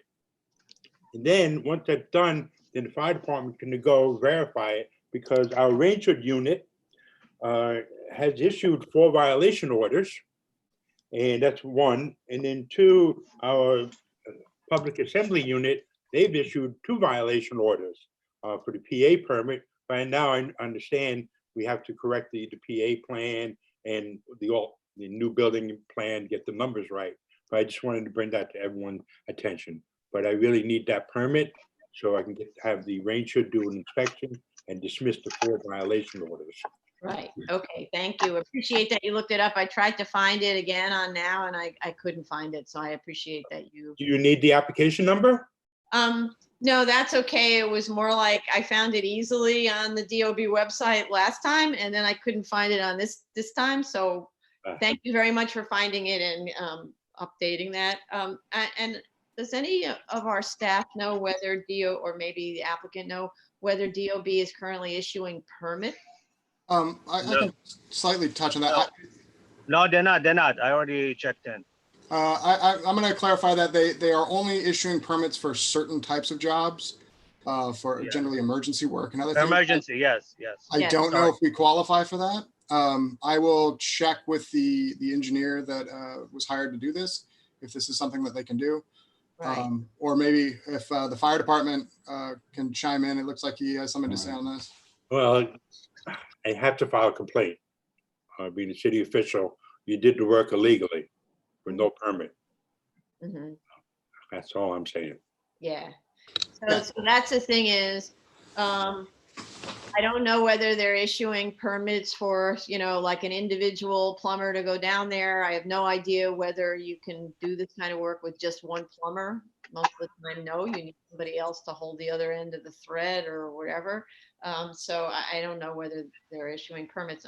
I'm curious about DOB. We can find out. I'm curious about lots of our applications with Yes, respect. to Madam Chair, Yes. I just want to put out there that this is Carlo. I also believe that if it's a gas line, besides the plumber and DOB, it might require permits or inspections by Keyspan also. So I'm just not sure. Local. Con Edison. Con Edison, I'm sorry, Con Edison. Yeah, that's correct. You need Con Edison to be involved in this, but yeah. No problem. So so Mr. Levy, I hope you're also reaching out to Con Edison to the extent. Yes. Okay. Yes, we're doing everything. It's just COVID-19. They don't do nothing rush, the only emergencies. No, I We understand. try. And we understand all of that aspect of it. And to the extent we can clear up the other things, for instance, the violations and other things, that should be done. So Put it this way, once COVID-19 is over, within a month, everything should be clear. Okay, Everything. well, you know when that's gonna be. Because no, I have the plumbers, they're ready to do it in no time. Just waiting, no permit, no nothing. They're gonna get it. I have everybody on hold, Yes. on standby. Okay, thank you. I'm going to recognize Commissioner Otley Brown. Yes, hi. So it's my understanding that you purchased the restaurant to be used as a catering hall for the larger events. But could you, in the statement, detail the types of events that you will be having in that cellar that will be relying on that small warming kitchen? The amount of people expected to attend and the frequency of those events? That would be very helpful to me and also probably the neighbors. Right. Yeah, so you can answer? Yes. Okay, so it's gonna be, like a small break or bar mitzvah, no more than 60, 70 people in the cellar, because it's no point to open a cellar for more people. We have that restaurant, we have it right there, the kitchen. That's the only thing. It's really, on those events, it happens once or twice a month, really. Mm. And from my experience, all the neighbors, they saw it themselves. We never have such a large gathering in the synagogue when they have this kind of events. The only large gathering they have is at the high holidays. That's it. Okay. Okay, so if Richard and Frank, if you could speak to Mr. Levy in more detail and write this down. Absolutely. It would be part of the operational plan, actually, since we need an operational plan for other things, so on. That would be part of the plan, okay? Absolutely, yeah, we will definitely address those, and similarly like trash pickup, we will include that as well. Okay, great. Right, I wanted to state that because my concern is that now that you have this restaurant, which does have a commercial kitchen, which is close enough by, that food preparation on a large scale would happen in that commercial kitchen, and it would be trucked into this site for larger events. And that's my concern. So I want to rule out that possibility. Right. It's not going to be a large event over there. Well, so I just want to be clear. So the limitation is that we can't cook or do any sort of commercial catering on site, correct? But it doesn't mean that we can't have events where food is served. Are you saying that we cannot? Whoa. See what now, I mean? Frank, you're making me nervous here, right? Please don't turn this into sort of a musical game, right? The issue is that for small events, for members of the congregation, that's a normal function of any house of worship, right? You have small events to celebrate whatever, the birth of someone, those kinds of things. That's normal in a house of worship. What's not normal is to advertise that, you know, we're hosting a music event, or anyone who gets married, no matter where they are, they come to us and we can fit 300 people, have your party, all of this. Please don't play games with what's allowed. It's not allowed. That's effectively commercial catering, okay? And I'm really concerned that you're working the words. So I just want to make sure that, I mean, if there is an event and food is brought in, that is still acceptable. No, Frank, you're mistaken. Usually those events happen only to family members, you know? Yeah, and if that's the case, I just Yeah. want, so John, It's we only will up to take cost 60 people, line yeah. and we can put that in our statement then, if that is the case. Okay, because there is in fact a warming kitchen there, right? A warming kitchen means you don't cook. It means you get food from elsewhere and you heat it up in the microwaves or whatever, right? And so that's what would happen to a limited extent for members of the congregation for usual celebrations like Friday night, you know, those kinds of things, right? Yes. Okay, good. All right. Anything else from commissioners? Commissioner Otley Brown, you want to add anything? No? Okay. No. All right. Any other commissioners? It's not a going once, but we have 3 people in the waiting room, members of the public who I'm going to admit, and then we're putting the dial-in information also on. So please admit those. I'm admitting those. It's okay, Kurt, I got it. Where I'm trying. Okay, good. All right. Anything else from commissioners? So Please turn off your YouTube. No. All right. Any other commissioners? Hello. The members of the public, please turn off your YouTube video. Just turn off the screen because we get feedback and then we won't be able to hear anyone. All right. We have a number of people. There are at least 4 people who have called in. So what I'm going to do is I don't know if they can actually see me unmute them, but the last digit on the first one is digit 204. So I'm going to unmute that person and state your name, please. Hello? Hello? That person went away. I'm going to go, what happened to 204? Oh, that person went away. Okay, so 511 then. Phone number 511, I'm going to unmute. Please state your name. 511, please state your name. This is for the case of 2308 BZ, Chevy Chase Street, Queens, Synagogue. That's the only case you should be calling in for. Please identify yourself. I know Ms. Panagos is there. Yeah, but sorry, I just unmuted someone whose phone number is 201 area code with the last 3 digits 511. If you can hear me, please speak. Yes, I can hear you. Okay, great. So please state your name and you'll have 3 minutes. Hello? Yes, my name is Eduardo Escobar from Philly Toscano Architects. Are you the architect for the project? Right, but I think they passed all conversation about it. It's about the occupancy law, but I know the comment. Okay, so you don't need to speak about it, right? So Yes, I know. I don't think so. I don't need to participate now. Now, right? This pass. Okay. Did we have any other questions for the? No, I'm waiting. In case if I needed something, I am here. Okay. That's okay? Okay, that's fine. Thank you very much for calling in. Okay, thank you so much to you. Okay. Okay. So then we have also. I can stay here, right? Yeah, you can stay here, there. right? You can stay there, but Okay. I'm going to mute you, okay? Yes, all right. Okay, that's it. If Thank you want to speak again, let Frank or Richard know you want to speak again by sending them a text, okay? All right. Okay. Thank you. All right. So we have other people who've dialed in. Just a second. Let me just do that. Hi, this is Helene. Hi. Turn off your YouTube video, please. Is that okay now? Can you hear me now? Yes, and state your name, please. Good afternoon, Helene Pongalos. Mm-hmm. Go ahead. I am one of the neighbors from across the street, and thank you very much for taking this time.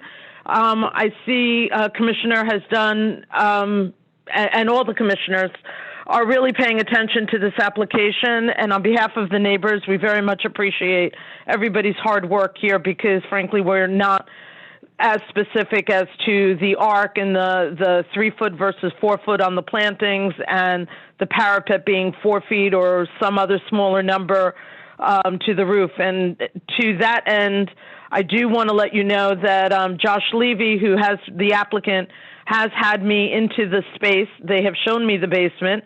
I did take photos of what I had seen all before COVID hit, and they are trying. When he says they bought the restaurant, I don't think they bought the restaurant. What they did was they bought out the lease for that restaurant. I don't know for how long a period of time that rental lease is in effect, but that is effectively what they did. It is a block away. It is a commercial kitchen.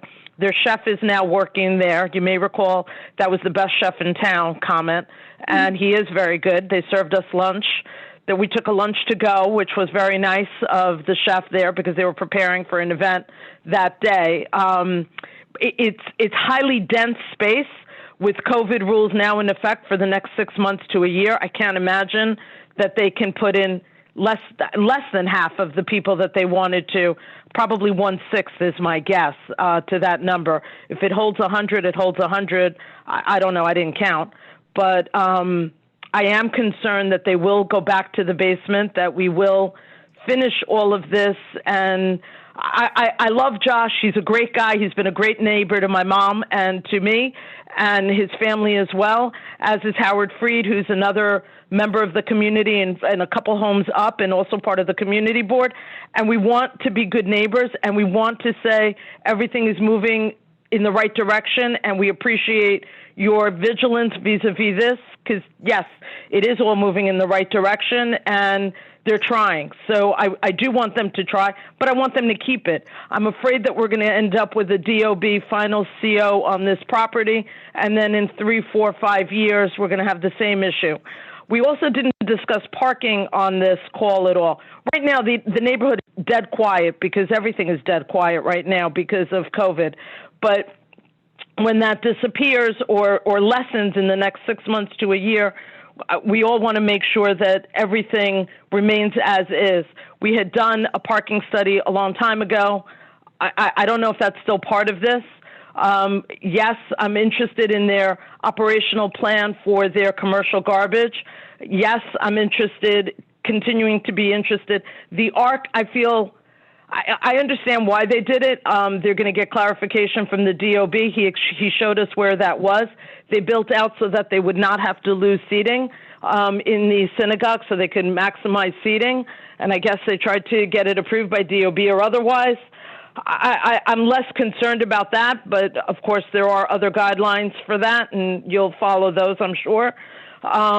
We are most concerned that, as per the very last assistant commissioner who spoke, that hosting a music event in the basement and having the catering from down the block without a cart, with just a cart because it's easy to bring it down, will not affect the number of people in the basement. And yes, small warming kitchen, we saw it, it is there. They took out the commercial stoves. I did see that with my own eyes. I did not know if it was done legally or illegally. I'm told now that there are permits that need to be finished for that. I expect that be done and be done properly so that the building doesn't, God forbid, have an issue and then we have the fire trucks in the neighborhood. I assume that will be done appropriately. But you're right, in terms of food not being brought in beyond a small event, which frankly, I don't know how Josh can say it'll be 2 a week when they have a huge congregation. But, we're going to trust them that that's what they're going to do and that there will be fewer people. There is no parking signs in certain areas. Routinely, cars are parked illegally in those spots, be they security or otherwise. I mean, I see the same white car parked where it says no standing anytime repeatedly. All of that is not happening currently due to COVID. I'm worried about the future. I'm glad that these guys are actually doing the right thing. They are working very hard. Josh does not want a repeat of this, and we appreciate that. And we appreciate your oversight and adherence to what were the original rules that allowed them to build this and to be maintained in the proper manner. So yes, violations to be removed, parking, the ARC, the operational plan, the plantings, the restrictive declaration that you're talking about, putting together so that the neighbors have something to work with in the future would help, because they were not good neighbors originally, although they're trying now, and I just want to make sure that what they do in 2020 or 2021 will be the same in 2025 or 2026. And again, they did put the kitchen somewhere else. I just don't know for how long a period of time that'll be. I don't know if with the owner, if they have an ongoing lease. I mean, he did show me the check that they had given for that. Josh is trying. I know he is. He's trying to be a really good neighbor, and we appreciate that because he is a good guy and doesn't want this to happen again. Thank you. Great. Thank you very much for calling in. There are some other people online who I'll ask. One is 212 002 is the last three digits. Who, if that's you, that's me. That's Helene. Oh, that's 3002. That's me. Okay. Okay. So I'm going to mute you now. Okay, because you've spoken. I'm going to move on to the next person. Okay. Thank you. Thank you for calling in. We appreciate it. All right. Then we have someone who's 917 and last three digits 204. If that's you, please state your name. Yes, good morning. I'm Philip Toscano. I'm the, you heard from Eduardo a few minutes ago. I'm the architect on the project. Oh. And I don't think I have anything to add at this point. I missed the first few minutes, but I believe you moved on from all those issues. Okay, well, I do actually have a question for you, and I see Mr. Noriega's hand up. My question is, were you the one who filed the drawings to include the ARC as a permitted obstruction? I am not the original applicant of this project. I was brought in to supersede the original, and on the original plans that were approved by the Department of Buildings, the ARC is there, and the DOB approved it. And in fact, the DOB inspected it and issued a temporary C of O. So I superseded just for the purpose of assisting during this BSA hearing to work on things. I recently, so because that ARC became an issue, I recently submitted a document to the Department of Buildings, to the commissioner level, just asking for a second opinion, as I understood was needed, but I haven't heard back on that from the Department of Buildings. Okay, great. Thank you very much. I appreciate your calling in. You're welcome. Noriega, you have your hand up, but we're in public testimony, so let me just go through that first, okay? Then we have someone with digit 154. Did we already do that one? 718154. Did that person already speak? This part is hard to keep track of because there's so many callers. 718, last three digits 154. If that's you, please speak.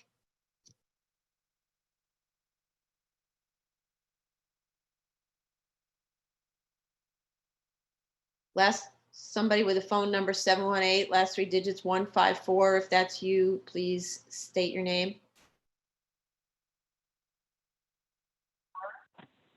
Yes, hi, Commissioner. Hi. My name is Howard Freed. Howard Freed. Hi. Please speak.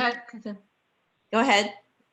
Yeah, hi, Commissioner. My name is Howard Freed. I'm a local resident, several doors down from the synagogue. I'm also a community board 8 area chair. Okay.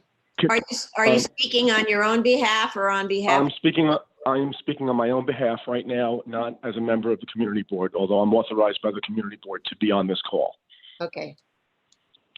Can I just do, let me just lower my volume on the Zoom conference. No, you need to Hold on, turn it off actually, because we can hear the feedback. Okay, it's off. Okay, thank you. So can I speak? Yes. Go ahead. Great, thank you very much. We appreciate your time. As my neighbor Helene Pangalos eloquently stated, we very much appreciate the efforts here in looking into and protecting the community. And we also very much appreciate how Mr. Levy has been trying very hard to comply and to take steps necessary to protect the community and the local residents. I was involved on the community board aspect in the underlying votes to authorize the initial application for the synagogue 10 years ago. So I'm kind of privy to some of the issues. But I just want to speak to some of the items that Helene brought up and that were brought up during the meeting, and to clarify, and just my observations, because I too was with Helene that day when we inspected the synagogue after the kitchen, the appliances were removed. And in fact, they were removed, and I reported that back to the community board as well. With respect to some concerns I have, number one, with respect to the arc, I'm not an architect, obviously, but I just want to point out the arc was a small bump out in the courtyard on Chevy Chase Street. It's a rounded bump out to make room for the Torah scrolls that are stored there. And if it was to be put inside, it would be a line of sight issue. It would take away from the pulpit area. I just want to make that point. So it bumps out just a little bit, and it doesn't interfere with anything except for the courtyard and the play area that's outside. And while I speak to the courtyard, and I'm not sure about the bed issues, if this is one of the concerns, but I just want to be sure as a neighbor that the wall that's built around the synagogue, around the perimeter, stays where it is, because that retains children that are outside playing during services and during time on Sabbath and other days. It's very important for their protection and for the neighbors to have them within the confines of the synagogue. So I think that the community board wanted trees. We wanted growth there, but the wall that went up there is far superior than anything else. It's aesthetically pleasing. It was well finished. There's railings. It's very pretty, and it creates a protective perimeter for everybody involved. So I speak very strongly about that issue, and I think that to have that down or to have anything in the place of that would be a mistake for protection of the community. We're not proposing that a wall come down. We're just saying add planting. So okay, no, that's fine. I just want to make sure that's a very important issue that many of us in the community were concerned about, and the wall is a very, very important piece. So I appreciate that point. Moving forward to the let's see, the parapet, just as an observer, and I know that I don't get into the specifics and the dimensions, but there's a decorative design to the parapet, and I think that may be some of the points that people are talking about. It has a kind of an old, let's call it the old city of Jerusalem kind of ups and downs, and that may be some of the concern. I think that's totally aesthetic. I'm not an architect, but I just want to bring that point out. Yeah, An important piece here it was raised during your discussion, Commissioner, was about the garbage in the area. Now, this neighborhood has 5 synagogues in 1 or 2 block area. There are commuter parking for the express bus. There are stores a block around the corner adjacent to the synagogue. There's restaurants, there's retail space. There are people dropping things all over the place, including in front of my house, and that's not from the synagogue. Next to the synagogue, there's a daycare center. That daycare center has garbage out. I watch the garbage every single day. In front of my house, I'm 5 doors down, there's garbage. That's not from the synagogue. And I really don't appreciate, and I will make this statement publicly, I did it at the community board meeting, you can't blame the synagogue for every piece of garbage that's dropped there. Cigarette butts. On Saturday, observant Jews don't smoke, and there's cigarette butts outside. So the fact is there's garbage. It's a busy area. We have 5 synagogues. We have commuters parking for the express bus. We have St. John's 3 blocks away. We have St. John's students parking. We Madam have people Chair, can I racing answer? down. Yeah. The 3 minutes is up. Okay, well, I just want to make the point, if I can. The synagogue is doing its very best. I know there were issues. I spoke at the community board meeting about the issues. They're trying, they purchased or purchased or leased or whatever they did with the restaurant. I think that solves the problem. Synagogues do have religious events and celebratory events as a result of religious issues, whether it's Sabbath or weekdays for a bris, a bar mitzvah kiddush after services. Those things happen in my own synagogue. So there's a warming kitchen. The warming kitchen we authorized at the community board. I was a protagonist for it. I understand that there are issues they can do and they can't do, but I ask that the board consider all these issues. It is a public facility. It's a religious institution. They're popping up all over the area, whether it's a mosque, church, synagogue, Buddhist temple. I think it's only fair that we give them the chance to make it right. There were mistakes made, and I appreciate your time today. Thank you. Thank you, Mr. Freed. Okay. Thank you. Thank you for calling. We appreciate it. I think we have one more caller who's 201-511 is the last 3 digits. If that's you, please speak. Phone number 201, last 3 digits 511, unless you already spoke. I'm not sure who this is. 201 area code, if that's you, please speak.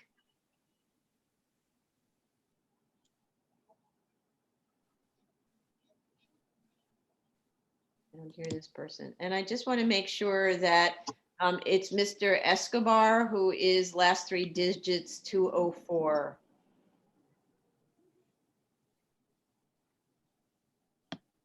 Is it the architect, Mr. Escobar, who has the last 3 digits 204?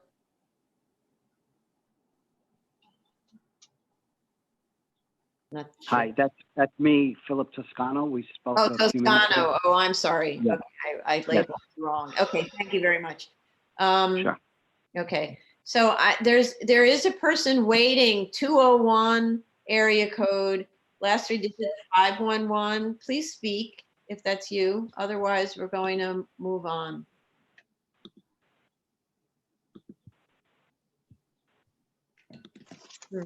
Okay. Hello? Hello? Hello? Yes, hello? Yes. Oh, is that Mr. Escobar at 511? Yes, yes, I am. Oh, okay. I'm so sorry. And now I've learned how to rename the phone number, so I'm doing that. Okay, Okay. it's okay. Okay, thank you very much. You're welcome. Mr. Chairman, can I say something? Is that Mr. Toscano? No, it's Mr. Levy. Yes, sure. It's just regarding the restaurant. They had Arlene had an issue that is 1 year. It's we bought it the 5 years list with extension of another 5 years. So we're good for the next 5 years plus extra 5 years extension. Okay, thanks. Okay. Okay. Okay. And if you need a copy of the list, I have no problem to forward it to you guys. That would be great. We would love that. I'll take care of it. I'll take care of it. No problem. Okay. All right then. Thank you. I appreciate those. It seems like those are all the people who have called in. I really appreciate the public's participation on this. And 2 architects calling in. That's like a plethora of architects. Okay. So is there anything else that Mr. Noriega or Lobel would like to add? No. Okay. Anything from commissioners? Any commissioner want to say anything? Raise your hand if you do. No. Okay. So I think we'll put this on for continue. Maybe I'll unmute Mr. Lobel and Noriega. So we're going to be looking at when to put this on. So give me an idea about your response time. Go ahead, Frank. Oh, I was going to say, I think we need to look into whether or not we can, if the gas lines particularly are going to be an issue, we need to look on whether or not we can actually get permits, which will kind of inform our decision. But Richard, I don't know if you had something else to add. No, just with regards to everything except for the gas line, the architect and the applicant think it would take about a month to compile the necessary changes and additional information for the board. Okay, great. So submit like in 4 to 6 weeks. Frank, is that comfortable? That sounds about right. Okay, good. Great. All right. Thank you. I appreciate everyone's participation. Really great. Thank you, Chair. Thank you. Okay. Stay safe. Thank you. Okay. Bye. This concludes the public public hearing for May 18, 2020, 10 a.m. session will resume at 2 o'clock with the following cases: 2019 19A, 107 Manet Avenue, Staten Island, 2019 82A, 430 St. Mark's Place, Staten Island, and two new cases, 2018 170A, 5103 Van Dam Street, and 2018 190A, 3218 Union Street, Queens. There is the review session before, and then we'll have the public hearing. So we start at 2 o'clock. Great. Thank you. All right, see you later. Everyone, see you at 2. Bye.